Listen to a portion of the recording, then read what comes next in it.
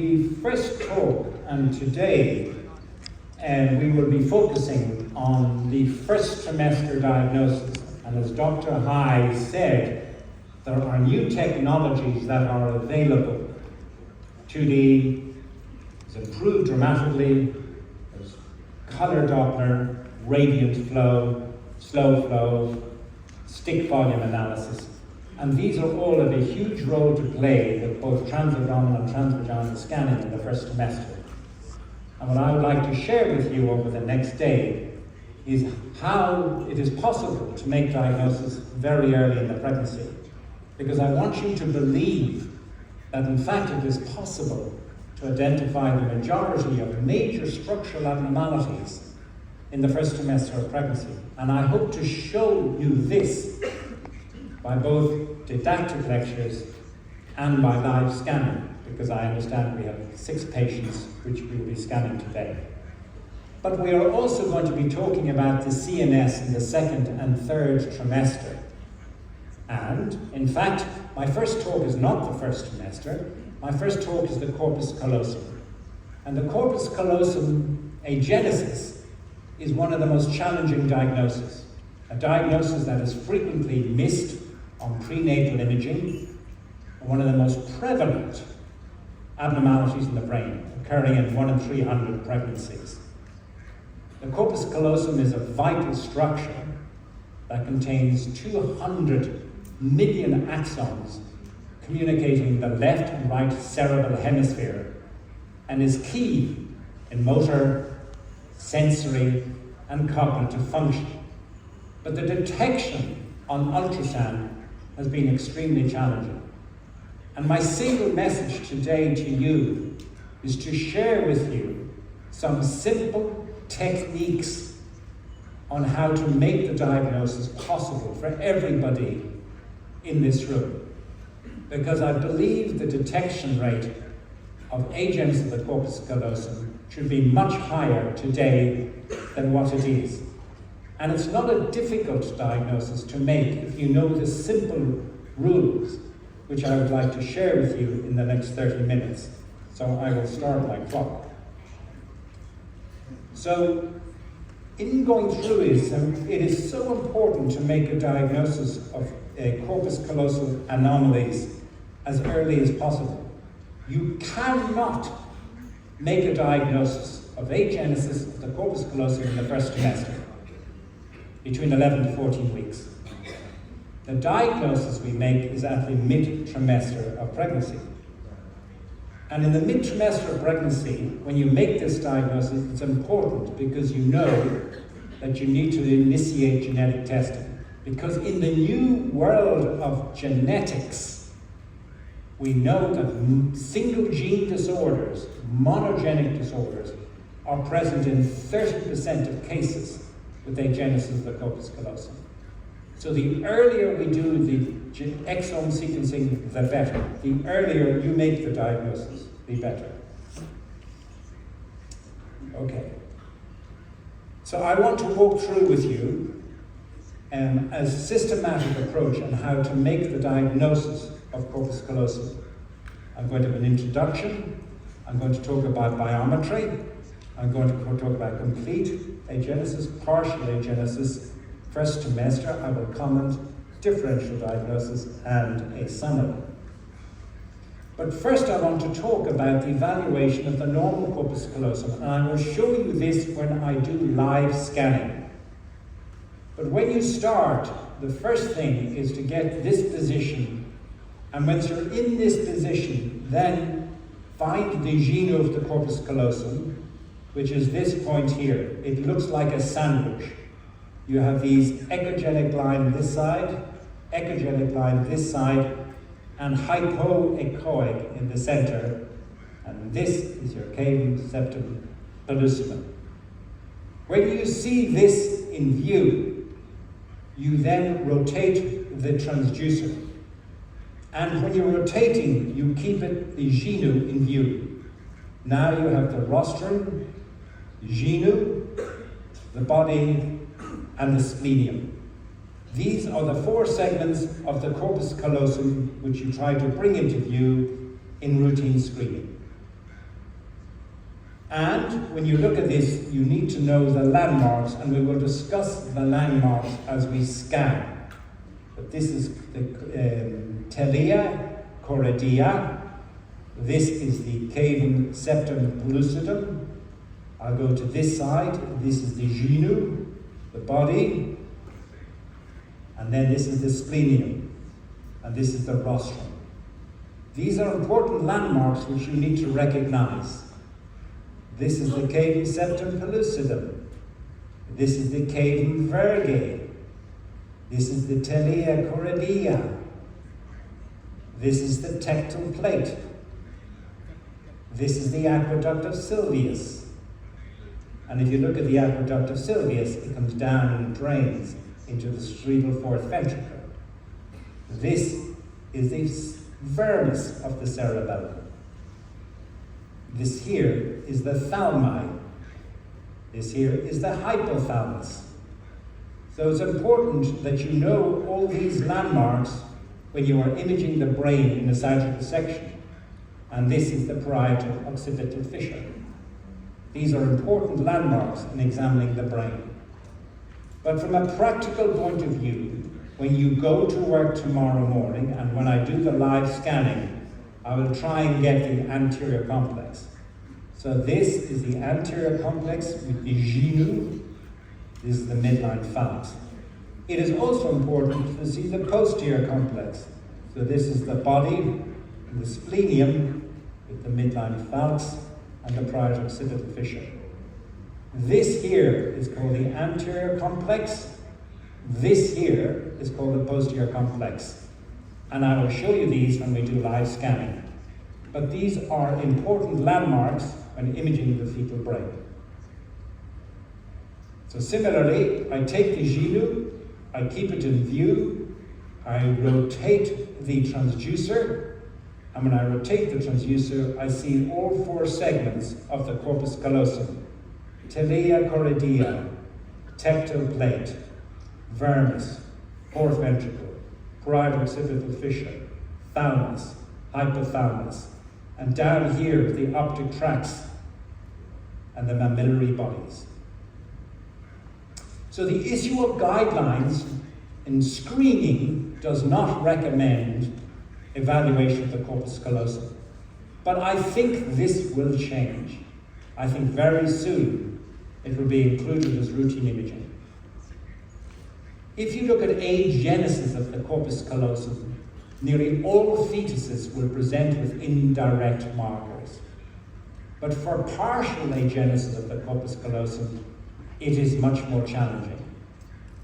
Less than 50% of these will show indirect markers. And that's why we feel that imaging on the sagittal section is important to pick up the partial agenesis and other abnormalities of the corpus callosum. These are the issue of guidelines in screening that everybody in this room should bring the cavum septum pellucidum into view in 3 sections. 1, 2, 3. When we are looking at these sections, we are looking, starting off, at the lateral ventricle and the CSP. Anterior landmark, posterior landmark. When we're looking at the second section, we are looking at the cerebral peduncles, which is CSP, the second anterior landmark, posterior landmark. Third section is CSP and the transcerebellar diameter. These are the 3 sections which you should take in every anatomy scan that you do at 18 weeks of gestation. You will note that for every single section that I show you in routine screening, that the cavum septum pellucidum should be visible, because that's one of the strongest markers of agenesis. If you cannot see a CSP, the first thing you think is, does this baby have agenesis of the corpus callosum? But I want you to think more than the CSP. I want you to think about the CSP and other landmarks. I want you to see the phalanx. I want you to see the genu of the corpus callosum. I want you to see the sulcus. of the corpus callosum. I want you to see the anterior horns. And if you see all these landmarks, you can draw them here. The falx, the callosal sulcus, the anterior horns, and the cavum septum pellucidum. If you look at all sections of the brain, when you're looking at the ventricles, the BPD, and the cerebellum, you must try and see all these landmarks. Because if you do more than just looking at the CSP, you will pick up a genesis of the corpus callosum, because the anatomy of this is abnormal, the anatomy of this is abnormal, the anatomy of this is abnormal, and the anatomy of this. It is not just the CSP, and I will show you examples. This is a very magnified image of showing you the anterior complex. So, falx, CSP. This is the fornices on either side, the ganglionic eminences, where the neurons migrate out of the cortex. The anterior horn, CSP, gene of the corpus callosum, callosal sulcus, third ventricle, aqueductus sylvius, cerebral peduncles, thalmi, caudate nucleus. In one single image, you can identify all these structures. And again, we will do this in live scanning. I'm showing you normals before I show you abnormals. And one thing which is important to pay attention to is the shape of the medial wall of the lateral ventricle, because it should be S-shaped, like this. And if you look here, this is the whole contour of the lateral ventricle. It's important to pay attention to that, because the shape of the lateral ventricle becomes very different in fetuses with agenesis of the corpus callosum. The issue of guidelines that is not screening but is diagnostic recommends including evaluation of the corpus callosum. It includes two things: routinely examining transvaginally, and two, routinely using 3D. Why? Why 3D? Not because of rendering, because of 3D VCI static, which increases the borders between tissues. This image of this corpus callosum is much clearer than the same image on 2D. Because with 3D technology, you are increasing those contrast borders, and therefore you can see the corpus callosum more clearly. You can see the tectile plate more clearly. You can see the telia choroidea. And if you draw a line, when you look at the tectile plate, the posterior border of the corpus callosum should reach the tectile plate. So if you are suspicious about a problem of the posterior part of the corpus callosum, you look at the tectile plate. You can see so clearly the aqueductus sylvius, but I could not see this on 2D. Also, with color imaging, you can identify the pericallosal artery. You can see the full length of the pericallosal artery and the tiny little branches. This becomes very abnormal in fetuses with agenesis of the corpus callosum. So now I'm going to go to moving measurement of the corpus callosum. In screening, I do not recommend that you measure the corpus callosum. It's only if you are referring it to the expert who is then going to do the diagnostic examination. And then I would say, yes, measure the corpus callosum. There is no consensus as to which chart which we should use for the corpus callosum. But I held a webinar 3 days ago with international experts, and published recently was the Delphi consensus, and I asked them for a question, is which do you think is the best chart? Because if you look at all these charts, they are all producing different measurements. This makes it very challenging.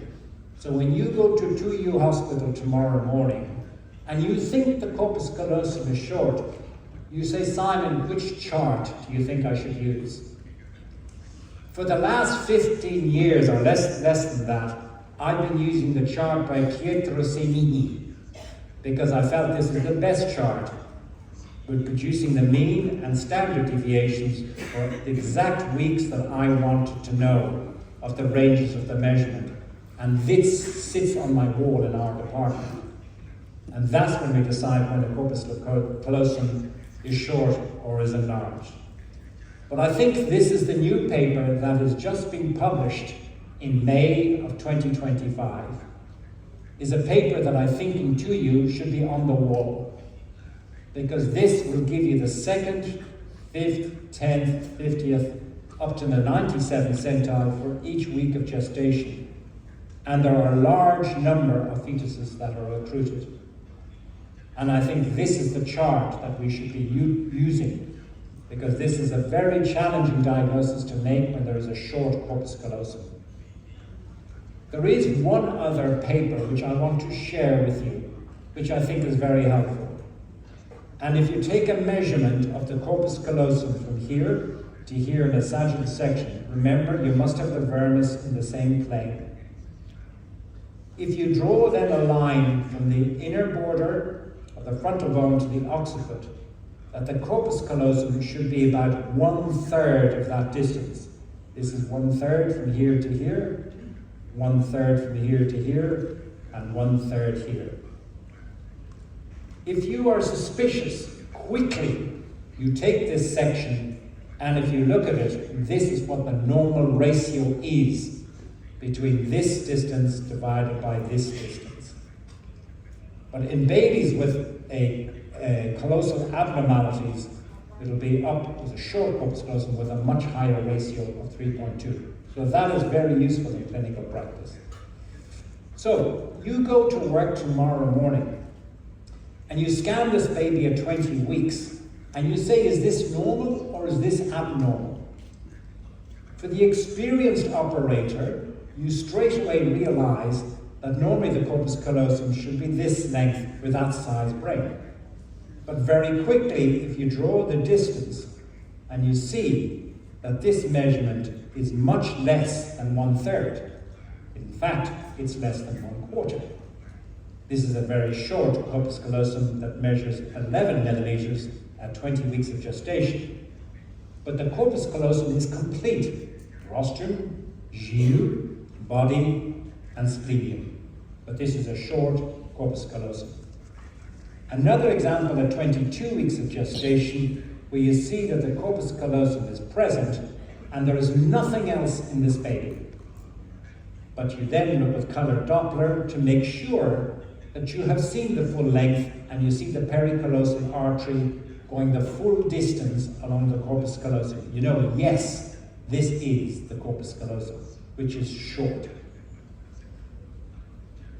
So now I want to go about making the diagnosis. I've discussed normals, I've discussed charts.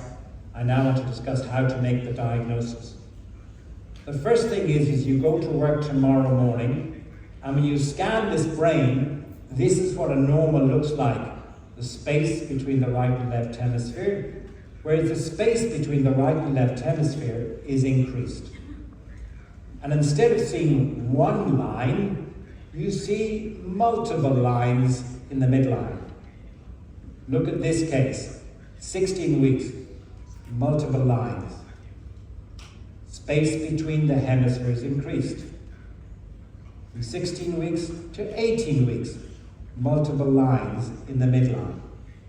From 18 weeks to 21 weeks, you see the space is increased with multiple lines. And in this case here, at 23 weeks, you see the space is increased with multiple lines, and the space is increased. A very simple technique, starting from superior to inferior. Number 3 is increased sulcations. So when you look at the brain in the 3rd trimester of pregnancy, When you look at it, you may see one or two sulcations, but in fetuses with agenesis of the corpus callosum, you will see an increased number of sulcations as you go down through the brain. And that is an observation that you should make in every pregnancy when you are looking, starting superior, before you get to the ventricles. Now, the next level, the issual guideline, is transventricular. You should see a cavum septum pellucidum, but there is no cavum septum pellucidum. This is 21 weeks of gestation, and I cannot see a cavum septum pellucidum as I sweep up and down through all three sections. Because almost all babies with agenesis, you will not see a cavum septum pellucidum. But sometimes it can be very challenging, and you can make a mistake because you think this is the cavum septum pellucidum, but it is not the cavum septum pellucidum. Why? How do I know? Because the cavum septum pellucidum should be here, not here. It's in the wrong position for the cavum septum pellucidum. Now that may require experience to appreciate that. But that is a presence of an interhemispheric cyst, which is a very common finding, and in fact a helpful marker of agenesis of the corpus callosum. And you can see the increased sulcations, you can see the increased distance, but there's no cavum septum pellucidum. That is a midline cyst, or it is dilatation of the third ventricle, which is another marker of agenesis of the corpus callosum. Now I want to ask you a question. What percentages of babies who present at the mid-trimester with agenesis of the corpus callosum will have a dilated lateral ventricles, like we saw in the first speaker this morning? How many babies will have ventriculomegaly? Do you know? Is it 90%? Is it 50%? Is it 25% or 5%? Because if it's 90%, then you know that it's very easy to make a diagnosis in 90% because you have ventriculomegaly, you have a marker, you are suspicious. But let me tell you the answer to this question. The answer to the question is only 25% of babies with agenesis of the corpus callosum present with ventriculomegaly in the mid-trimester. Therefore, you cannot rely on dilated lateral ventricles to make a diagnosis or to bring you to a diagnosis. If you look at 32 weeks, or if you look at the third trimester, 75% of babies will have ventriculomegaly. But this is very late in making a diagnosis. Let me show you. This is a fetus whose lateral ventricle is just over 10 millimeters here. And I measure the distance from one side to the other, and there is no CSP. So I have two clues. This is another baby with ventriculomegaly of 19 millimeters. And the more further in gestation, the greater the dilatation. Colpocephaly, another sign. I spoke about the shape of the lateral ventricles being S-shaped. But in the case of agenesis, it looks like a teardrop. So this, the lateral ventricle, is normal at 21 weeks. It's not dilated. But this lateral ventricle does not have an S shape. This lateral ventricle has a medial wall which looks like this and is a teardrop. So the shape of the lateral ventricles is the clue to a diagnosis when you are looking at the level of the ventricles. Another measurement to take is when you see the anterior horns of the lateral ventricles and the midline phallus, and you measure the distance. This is A, and then you see the medial wall of the lateral ventricles and you measure the distance, and this is B. A is greater than B in babies with agenesis of the corpus callosum. Whereas in babies that are normal, it's the other way around. So if you look at this distance, A here, it's very close to the midline. And then this is your distance B. When you look at the lateral ventricles, the shape of the lateral ventricles, you have parallel lateral ventricles. And this is very helpful. So this is normal, and this is abnormal. So there is no colpocephaly, but there are parallel lines, and there are parallel lines in lateral ventricles, and then you have multiple lines in the midline. And once you see that, that is a very powerful clue of agenesis of the corpus callosum. Multiple parallel lines. And compare that to normal. It is completely different. The bundle of Prost is a band of tissue that may also be seen anteriorly. But this is seen in the third trimester. The bundle of Prost is in fact corpus callosum that has not crossed the midline. And that's another clue. And then I also mentioned no ventriculomegaly. Normal lateral ventricles, but there's no cavum septum pellucidum. There are multiple lines, parallel lateral ventricle, but no ventriculomegaly, because 75% as a second trimester do not present with ventriculomegaly.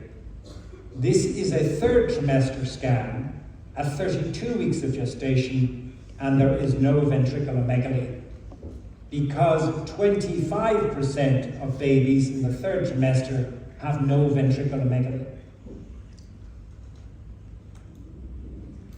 Interhemispheric cysts. This is a tiny interhemispheric cyst, which is another clue of agenesis of the corpus callosum. And if you look at here, there's no cavum septum pellucidum, parallel lines, A is greater than B, and you may have a tiny little midline cystic structure, which is a useful marker. Some of these cystic structures may be quite striking, and you may have multiple midline cystic structures, and this is the sagittal section showing multiple midline, no corpus callosum, but you have multiple midline cysts. So interhemispheric cysts are a very powerful clue. Lipomas are also a useful clue. They may be linear or they may be spherical.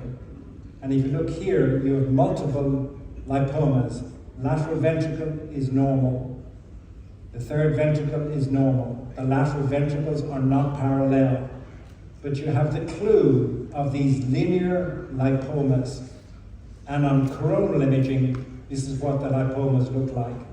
These are not common, but they are a very powerful marker for agenesis. So we've done superior, we've done the ventricles, now we do the thalami, the next level. When we look at the level of the third ventricle, we see this is the cerebral peduncles, this is the aqueduct, and if you look here, this is the third ventricle. The third ventricle is dilated and it is elevated in babies with agenesis of the corpus callosum. And this is the third ventricle, which is elevated and dilated. So in summary, I have shown you all the landmarks on imaging from the superior to the transventricular, and then finally the transthalamic, of all the signs that you may see to help you with the diagnosis of agenesis of the corpus callosum. If it is complete agenesis of the corpus callosum, I believe that 100% will demonstrate these indirect markers. And that's why ISUOG says you do not need to do sagittal imaging, because it takes a lot of training to get sagittal imaging. But the problem is that if you have partial agenesis of the corpus callosum, that less than 50% of babies with partial agenesis will have these markers. And therefore, if you are serious about making a diagnosis of other callosal abnormalities other than complete agenesis, you need to go to sagittal imaging. So now you've got to make a diagnosis. You see the signs on axial imaging, now you need to go to diagnosis. When you go to the sagittal section, you must show the vermis in view, and you must then catch the sagittal section looking for the corpus callosum. There is a midline cyst, but there is no corpus callosum. It is absent. Now I can make a diagnosis. In this case here, at 22 weeks of gestation, with vermis in view, I'm looking to see whether the corpus callosum is present, and the corpus callosum is absent. So now I can make a certain diagnosis of agenesis of the corpus callosum. And when I put on colour Doppler examination, there is no pericallosal artery.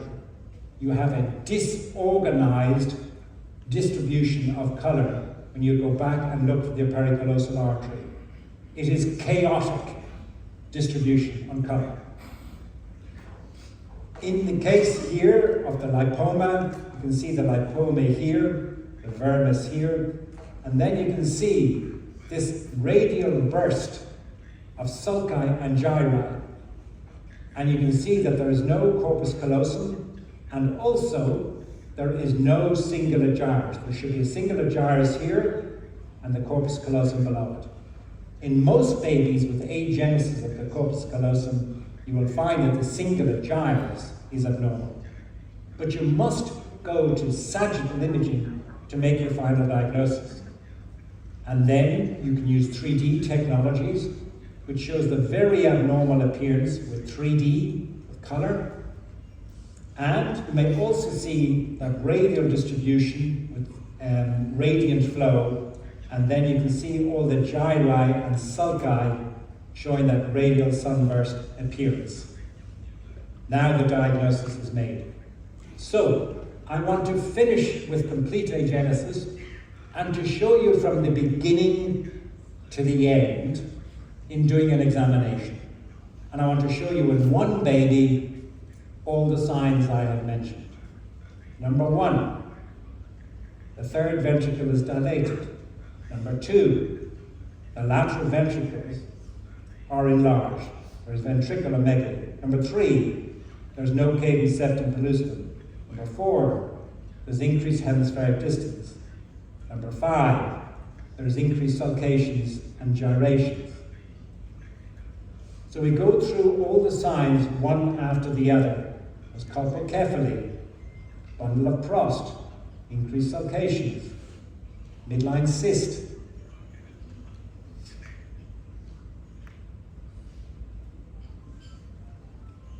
colpocephaly, quadrigeminal cistern. And I look to see that there's ventriculomegaly on both sides, because typically with agenesis you get bilateral ventriculomegaly. Next, I want to move, dilated third. Next, I want to move, and I go to a vaginal scan, and I see the vermis, the vestigial point, the brainstem, the pons medulla, and there is no corpus callosum. I now make my diagnosis. I see bilateral ventriculomegaly. There's no cavum septum pellucidum. I see a tiny midline cyst. I look for periventricular echogenicities, because it could be agenesis related to cytomegalovirus infection. I look for increasing signs of cortical development. I look for any evidence of echogenicity in the lateral ventricles, for strands. And then I can see that there's no corpus callosum. And then the next step is I look with colour Doppler and I see a chaotic distribution.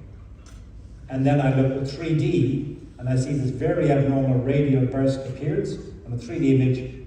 And then lastly, I move to MRI. I see colpocephaly, no CSP, midline cyst. I look for cortical development anomalies. I look for the Sylvian fissure. And the main reason for doing the MRI is to see if there's evidence of coexistence CNS abnormalities that ultrasound cannot see. And then I'm finished with my diagnosis, and then I move to looking for evidence of a genetic abnormality, single gene problems. I will be quick and go through partial agenesis, just to make sure how I am in time. I'm a little bit over time. And I want to show you some other examples of callosal anomalies. So in this case, you can see that the corpus callosum, that the front part of the corpus callosum is missing. And all you can see is the body. So the anterior part of the corpus callosum is missing. And this is a 3D image using VCI static. Vermis, corpus callosum, but this is missing. You will find when you look with color Doppler on a pericallosal artery that may be completely normal. It may not help you. In this case here, the posterior portion is missing. So if we look here, there's no posterior portion. You may find in the posterior portion that you have radial burst, but that this is normal. This may be another clue. When you look at this case, you have a missing rostrum, not present, and you have a missing splenium. So it may be segmental. And this case here, missing here and missing here.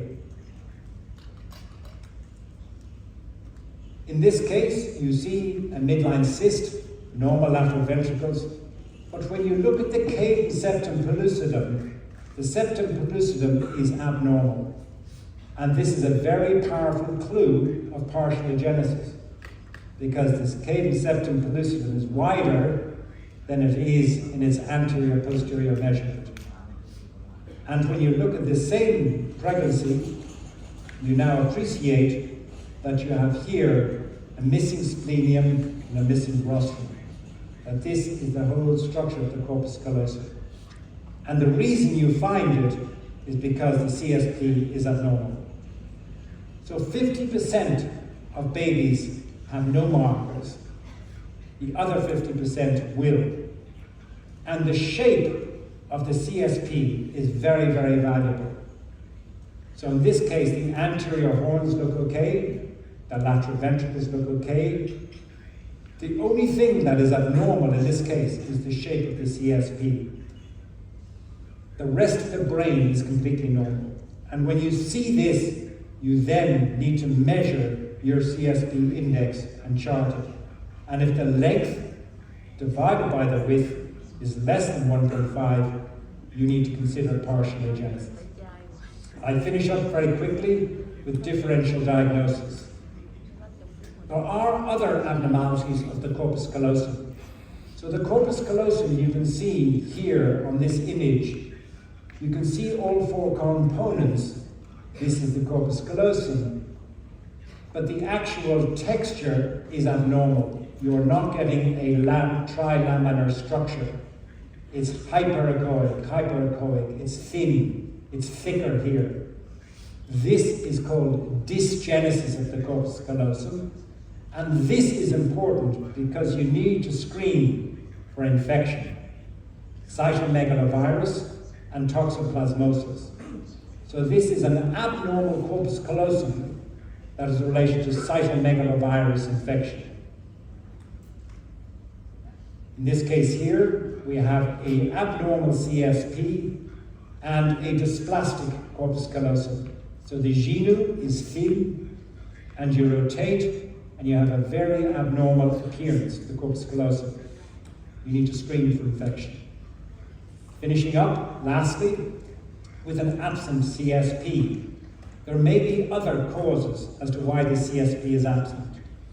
If you do a scan and the CSP is absent and the rest of the brain is normal, you have to ask yourself the question, there are other possible abnormalities that maybe explain this. And the first one you need to consider is septo-optic dysplasia. So this is a condition where the leaflets of the cavus septum pellucidum are absent. And there is sharing of the anterior horn across the midline. And the first condition I think of is septo-optic dysplasia. I confirm that the corpus callosum is present, the pericallosal artery is present. And now I need to know whether it's septo-optic dysplasia or whether it's simply just absent cavum septum pellucidum. The next thing I look for is I look for the optic tracts, and we will do this in live scanning, because this is important in helping me distinguish from septo-optic dysplasia versus just an absent CSP. You go to work tomorrow morning to you, and you scan this patient on the left-hand side, and I ask you a question. Do you think this baby is normal? There is no ventriculomegaly, there is no midline cyst, but the CSP is not very clear. When I come down, you say, Simon, I think the CSP is okay. I say no. I can see fluid. I can see echogenic fluid in the CSP. I am not happy. It must be clear. So what do you do next? You say, is it normal? Or is it abnormal? What do you think? The answer to the question is, you need to proceed to doing a vaginal scan to work out whether this is normal or abnormal.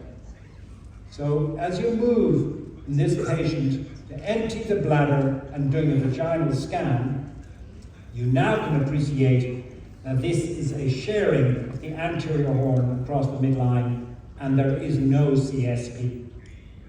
It's only by doing the vaginal scan with a high-frequency transducer that you can arrive at a certain diagnosis of absence of the CSP. So in summary, when you go to work tomorrow morning, have a systematic approach of looking at all three sections. You need to decide, are you a screening doctor or are you a diagnostic doctor? If you're screening, look at the three sections. If you think it's abnormal, then refer to the diagnostic doctor. And then if you're a diagnostic, go through all the steps that I have described today in a systematic approach. I finish with my last slide, which is the Delphi consensus. And I recommend in the Delphi consensus that you read this paper that has just been published in the White Journal, in the ISUOG Journal. This is a paper that shows you the opinions of experts across the globe in what we should do in screening and diagnosis of callosal anomalies. And I finish up by saying, if you are screening, look at a sagittal section node. It is not in the ISUOG guidelines today, but it will be very soon. And the Delphi consensus recommends that. And I think up to you, I would recommend that. And then we'll move to transvaginal examination and 3D in everybody. And remember, with MRI, it will improve your detection rate. The first speaker mentioned 25% finding additional anomalies, and this is very important. Run a torch screen, chromosomal microarray. Thank you very much for your attention.